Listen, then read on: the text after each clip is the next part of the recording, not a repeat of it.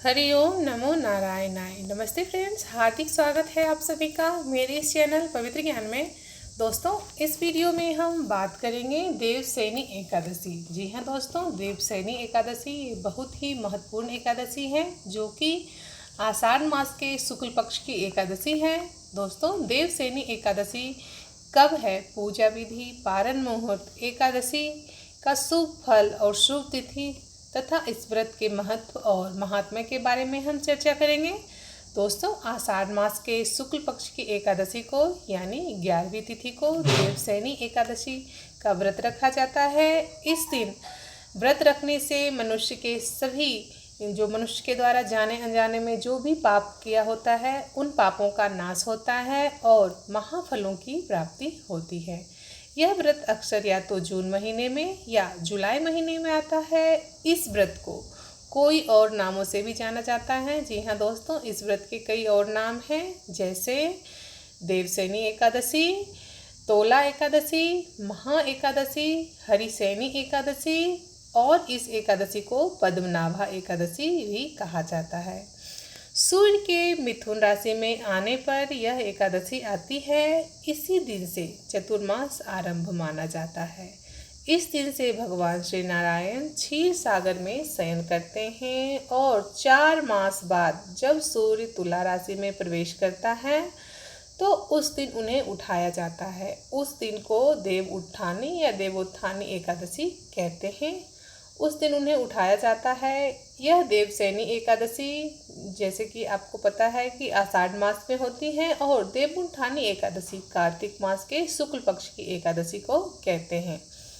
4 मास के दौरान कोई भी शुभ कार्य यानी 16 संस्कार जो हमारे हैं, यह कोई भी शुभ कार्य नहीं होता है, जैसे मुंडन, ब्याह, गृह प्रवेश, यज्ञोपवीत इत्यादि कोई भी शुभ कार्य इसी कारण जो है सो हमारे हिंदू शास्त्र में वर्जित है, क्योंकि यह 4 मास श्री नारायण विश्राम करते हैं, उनका आशीर्वाद हमें नहीं मिल पाता है, नहीं मिलेगा। इस कारण कोई भी शुभ कार्य हम नहीं करते हैं, जो कि इतना महत्व है। सावन भादो ऐसी भी मान्यता है कहीं कहीं कि जब ये श्री नारायण सोने चले जाते हैं तो जगत के संचालन का भार शिव परिवार पे आ जाता है, जिसके कारण जब सावन आती है, जो ही सावन आती है तो सावन में पूरे सावन श्री शंभू जी की पूजा होती है और जब भादो आती है तो पूरे 10 दिनों तक श्री गणेश की पूजा की जाती है और जब आश्विन आती है तो आश्विन मास में माँ दुर्गा की पूजा की जाती है, उनकी आराधना की जाती है।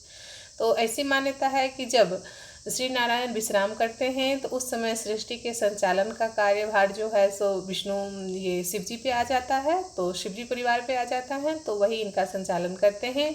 तो इस कारण जो है ये 3 महीने उनकी विशेष पूजा की जाती है शिव परिवार की। आइए दोस्तों, हरिशयनी एकादशी की देवशयनी एकादशी की हम पूजा विधि जान लेते हैं। दोस्तों, जैसा कि आप सभी जानते हैं कि कोई भी व्रत हो या फिर हमारा दैनिक क्रियाएं हो, दैनिक जो हमारा रूटीन है वो हो, हमें ब्रह्म मुहूर्त में ही उठना चाहिए। इस ब्रह्म मुहूर्त में आप उठें एकादशी के दिन, स्नान आदि से निवृत्त हो जाएं, दैनिक क्रियाओं से मुक्त होकर हाथ में पुष्प और गंगा जल लेकर व्रत का संकल्प लें। तत्पश्चात आप श्री नारायण की मूर्ति को पंचामृत और गंगा जल से स्नान कराएं और इन्हें ईशान कोण में एक लाल कपड़ा बिछाकर श्री नारायण की मूर्ति की स्थापना करें। अगर ऐसा संभव नहीं है तो जहाँ भी आप मंदिर में पूजा करते हैं तो आप वहीं भी श्री नारायण की जो मूर्ति है उनको पंचामृत से स्नान कराएं, गंगा जल से पवित्र करें और जहाँ मूर्ति है वहीं मूर्ति को स्थापित करें। श्री नारायण के पूजा के साथ साथ श्री गणेश की पूजा का भी इस दिन विधान है। खीर और पुष्प के साथ श्री नारायण और गणेश का तिलक करें। दीप और सुगंधित धूप जलाएं। अमृत फलों का भोग लगाएं, कथा सुने और आरती करें। फिर आरती को पूरे घर में घुमाएं और आचमन्यम करके प्रसाद सभी भक्तजनों को बांटें और खुद भी प्रसाद ग्रहण करें। गद्दे पर सफ़ेद चादर बिछाकर श्री नारायण की शयन की व्यवस्था करें। ऐसी मान्यता है कि 4 महीने के लिए श्री नारायण योग निद्रा में रहते हैं, जैसा कि मैं आपको पहले बताई हूँ। ब्रह्म वैवर्त पुराण में देवशयनी एकादशी को विशेष महत्व का वर्णन किया गया है। ब्रह्म मुहूर्त में इस व्रत से प्राणी की समस्त मनोकामनाएं पूर्ण होती हैं, व्रती के सारे पाप नष्ट हो जाते हैं। यदि व्यक्ति चतुर्मास का पालन करे, विधि पूर्वक पालन करे, तो महाफलों की प्राप्ति अवश्य ही होती है। धार्मिक शास्त्रों के अनुसार आषाढ़ शुक्ल पक्ष में जो एकादशी तिथि को जो शंखासुर मारा गया था, ऐसी मान्यता है कि जो एकादशी शुक्ल पक्ष की जो तिथि है, एकादशी की तिथि को ही शंखासुर मारा गया था।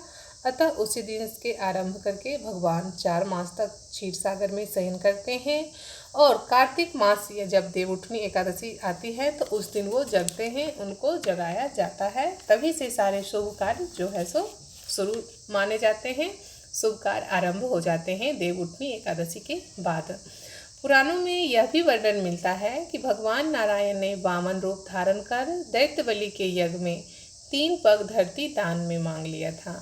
भगवान ने पहले पग में संपूर्ण स्वर्गलोक के साथ साथ पृथ्वी, आकाश और चारों दिशाओं मांग लिया था।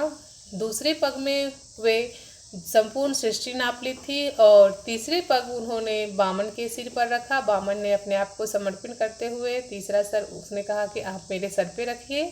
अतः इस प्रकार के दान से श्री नारायण प्रसन्न हो गए और उन्हें वर मांगने को कहा राजा बलि को।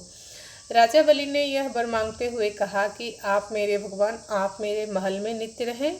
भगवान अपने वचनबद्ध के कारण राजा बलि से कहा कि ठीक है, जो तुम्हारा पाताल लोक महल है मैं उसी महल में रहूँगा। भगवान जब प्रसन्न हुए तो स्वर्गलोक से लेकर पृथ्वी आकाश तक तो इन्होंने नाप लिया था, सिर्फ पाताल लोक ही बच गया था। तो पाताल लोक का राजा बलि को बनाया गया। तो तभी से जो है श्री नारायण उनके पास वचनबद्ध के कारण पाताल लोक में रहने लगे। परंतु माता लक्ष्मी जो थी राजा बलि को अपना रक्षा सूत्र बांधती हैं और उसे अपना भाई बनाती हैं और कहती हैं कि आप मेरे भाई हों, और उन्हें अनुरोध करती हैं भगवान श्री नारायण को मुक्त करने की। तभी श्री नारायण जो है सो मुक्त होते हैं। लेकिन श्री नारायण तो आते हैं, लेकिन अपने वचनबद्ध के कारण जब श्री नारायण देवउठनी एकादशी को पाताल लोक से आते हैं तो उस से लेकर के जो महाशिवरात्रि का पर्व है तब तक शिवजी विराजमान रहते हैं, शिवजी पाताल लोक में रहते हैं। और महाशिवरात्रि से लेकर के देवसैनी एकादशी तक ब्रह्मा जी पाताल लोक में राजा बलि के घर में निवास करते हैं। ये तो थी दोस्तों जानकारी कि देवसैनी एकादशी क्या है। जो देवसैनी एकादशी है यह बहुत ही महत्व है अपने आप में, क्योंकि 4 मास के लिए श्री नारायण क्षीर सागर में योग निद्रा में रहते हैं। इस कारण जो है सो कोई भी शुभ काम, जैसे खास करके जो हमारे उत्तर भारत हैं तो यहाँ कोई भी शुभ कार्य वर्जित माना जाता है। तो इस बात का आप विशेष ध्यान रखें। कोई भी शुभ कार्य करने से पहले आप इस बात पर विचार जरूर करें। दोस्तों ये जो देवसैनी एकादशी है, देवसैनी एकादशी के दिन विशेष महत्व रखता है। जो भी लोग इस व्रत को करते हैं उनको महाफलों की प्राप्ति होती है, उनके पापों का नाश होता है और जो भी इच्छाएं हों, अगर चतुर्मास की जो विधि पूर्वक पालन किया जाए तो चतुर्मास की जो विधि पूर्वक पालन किया जाता है तो सर्व इच्छाएं उनकी अवश्य पूर्ण होती हैं।